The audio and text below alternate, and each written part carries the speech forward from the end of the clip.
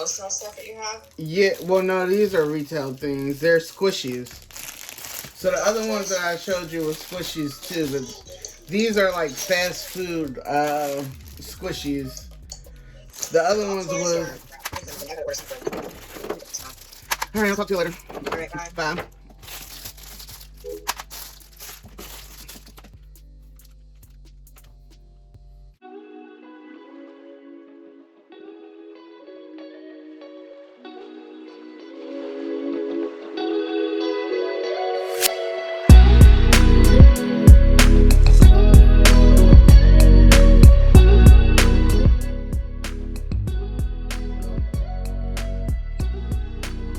There's no right or wrong answers.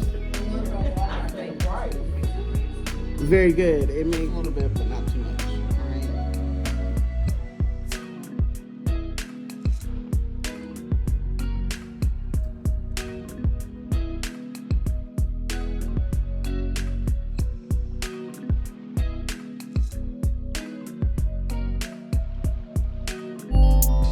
Oh, hello there. On today's video, we are going to be pricing some inventory, and I thought about making this into an ASMR video, but I'm not for certain. I'm really thinking about getting into that. My daughter watches it, and now she's got me watching things like that, so I was thinking this would be a good video to start doing it. But I might do some videos where it's dedicated only to that. But also in this video, we're going to talk about pricing and pricing when it comes to markets versus online. All right. Are you ready? Here we go. So one thing I've noticed is that pricing is somewhat different when we go to markets versus selling online. And then again, it also matters where the market is located. So we do travel for our markets, and so sometimes we're in areas where the minimum wage is higher, or the people in that area, the demographics, they make more money than in other areas. So we tend to adjust prices depending on that. And I know a lot of businesses will say, oh no, you shouldn't do that. You should just stick to your target market. Well, we are trying to get to a point where we have a price point for every market where everyone can come and shop with us. Now, disclaimer, when I say we adjust our prices, what I mean is we throw sales.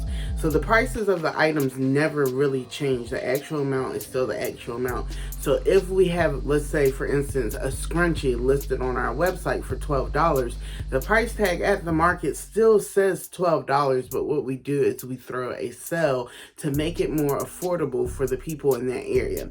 And 9 times out of 10, when we throw those sales, we try to also throw the sale online as well, so that we can also be fair to our online customers, because we are mostly an online boutique. We sell online throughout the entire year, and then oh Lord, getting tongue-tied. Then during the summer months, we sell, or the warmer months, we sell at the markets. And we're trying to get to a point where we sell at the markets year-round. But got to get a heater and some other things in place. But you catch my drift. So I think it's time to enjoy some ASMR. So get ready for the natural sounds of me packaging. If you would like to skip this part to the next part where I'm talking more about the markets, skip on.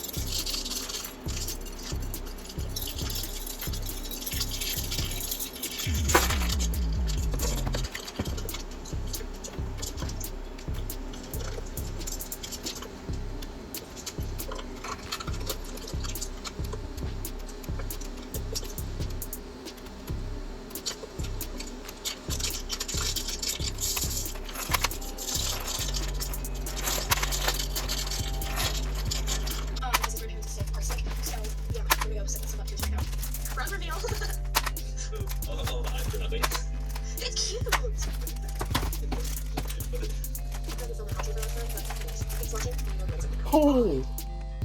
Nevaeh, the pins light up. I know everything about my new furniture business. Well, everything except the whole business part. Come here. With QuickBooks, you can confidently manage your business. Your business, no problem. Success starts with The pin lights up. Yeah, go ahead and give me one of those. I'll give it to you after I take the videos of it. What color do you want? Alright, I have to take videos of these first, and then I can give it to you. Let me see what the blue one lights up look like. They all light up the same. Yeah. Hi everyone, welcome to the channel. It's me, and I'm Sarah, and I'm switching up both of your so now. It's just your review. We're actually recording. Yep, please stop.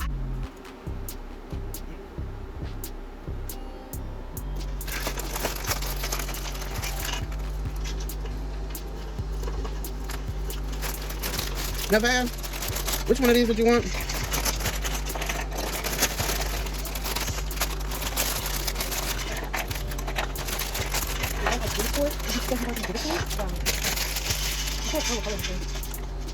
What is the color? QuickBooks is my all-in-one essential tool for managing my business. Allows me to manage my renovation cash. Okay, friends, so this is a Q&A part where we got a email from one of our friends. Hey, friends. Janelle emailed me, and she wanted to know, how do you know how much inventory to bring to a market and what you should be pricing your items at the market? Well, there are a lot of different answers to that, and I think depending on who you talk to, they'll say different things. As far as how much to bring, I would say bring as much as you can. Typically, we will try and fill up the car or whatever SUV or anything that you're taking, fill it up to the max. Whatever you can fit in there, fit it in there, because you never know who's going to be there, what they're going to like, what they're not going to like. So if you have a lot, then you can make a lot. You have options for the people. The other point for the other part of the question, as far as which inventory to bring, I would just say bring a wide variety of things. I would say bring a wide variety of things just because you really don't know what the people are going to like, and you don't know what's going to sell, and what sold yesterday might not sell today. So during one of our events, we sold out on eyelashes, we sold like a lot of jewelry, all of that moved. And then at this last event that we went to, it was more so, we did sell some eyelashes, but it wasn't a lot. But we sold more of the squishies and pins and things like that. We've had markets where sunglasses moved the most. So it really depends. So we try to bring a lot of different things to be able to capture a lot of different people. And then, like I said before, we just fill up the car with as much things as we can bring, because you just never know what the people may be interested in.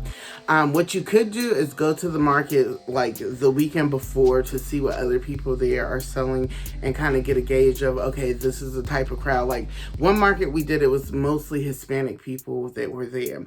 And how I knew was because when we went the weekend before to go look at the market, there were a lot of Hispanic vendors, and people were selling like the rosaries, the candles and things like that. It was more catered to Hispanics. So we knew when we went to there, we had to have things that, you know, that would appeal to them, that would catch their eyes. So you just kind of got to play it by ear. I hope that helps you.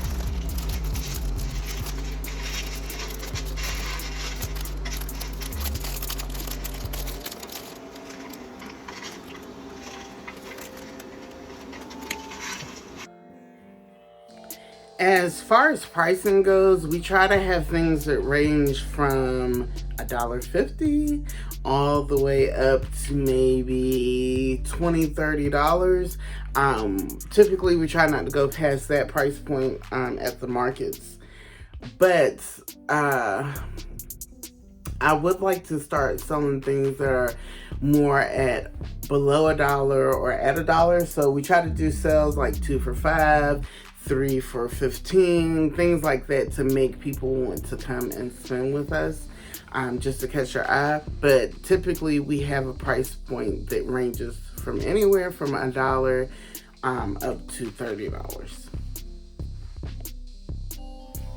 All right, so another question that was asked by a friend named Mayel. I feel like I'm butchering your name. Sorry if I did, but thanks for reaching out to me. The question from Mayel was, what are some things that we should bring to a market if this is our first time, or how should we plan to set up? So some markets you have to bring a tent. Some markets, the tents have to be a certain color and it has to be a certain size. You should always ask in advance. Some markets, they want the tents to have the weights on it so that they don't blow away, which I think that is a good idea, regardless of if the market asks for it or not, because if the tent, if the wind blows and the tent hits someone or it damages someone else's property, you are responsible for paying to fix those damages. So getting the tent weights are always a good idea. If you want to know where to purchase those from, drop down in the comments and I will give you the link. They're not expensive. Some events supply 1 table and maybe possibly 2 chairs, but having the mindset that they're not going to supply tables or chairs, so you should at least have 2 to 3 chairs, 2 to 3 tables, depending on how many people are coming with you. If your friends are probably going to stop by and chill with you to keep you company, definitely have a chair for them. I would say before the event, set up your table so that you can kind of get a gauge of how you want things to be laid out, because you don't want to do that at the last minute. You don't want to get to the event and not have some idea about how your table is going to be planned out, because it's going to take you so much more time to get things set up. And let me tell you something, the people, the customers are all ready to go at the time the event starts. So the time that they give us for vendors to set up is the same time that most of the customers are coming. Now some events they tell the customers a different time, but majority of it, no, they're coming at the same time. So as you are taking things out to set up, they are trying to shop. So be prepared for that. Also, be prepared for the unexpected. So like our last event, it was super windy and it was cold. And we thought it was going to be, because the sun was going to be out, it was going to be 65, that it was going to be nice and warm. And, hold on, I'm getting a call. It turned out to be the complete opposite of that. And like, as we were setting up, the things were flying off of the table, stuff was going all over the place. So I had to re-strategize how we were going to set up, but I was still able to keep some of the same concept. I just had to put heavier things on the outer corners of the table, lighter things on the inner part. So that way when the wind blew, it would kind of go around the heavier items so that it wouldn't knock over the lighter items. And then I kind of got a point of, okay, this is where the wind is blowing, this is where it's not. So put all the lighter things over there and everything else over here. And what else did we do? We ended up, because we did bring the tent, because we didn't know, because we got there late, if we were going to have enough time, if we were going to be able to set up under the shed, if there was going to be any spaces left, or if we were going to have to set up a tent. And like I said, we brought the sidewalls to go with the tent. So we were able to take the sidewall, use it as a tarp, to because basically it's under a shed, but the shed has like it almost looks like garage doors. And so where we were at, you couldn't pull the piece down to close the garage door. So basically we took the sidewall and used it as a tarp, and we hung it so that the wind couldn't directly blow in on us. So that saved us a lot. So what I would say is definitely get sidewalls for a tent. Definitely have a tarp, have some nails, some screws, like the little J hooks for the plants. Have those, because you never know. Hold on, I got a message. You never know what you might have to use to set up to help in those events. I hope this video has been helpful. Don't forget to like, share, and subscribe to my channel. It really helps me out. If you have any questions about anything, you can always email me, DM me, call me, or yeah, reach out to me and I'll get back to you as soon as I can. Bye.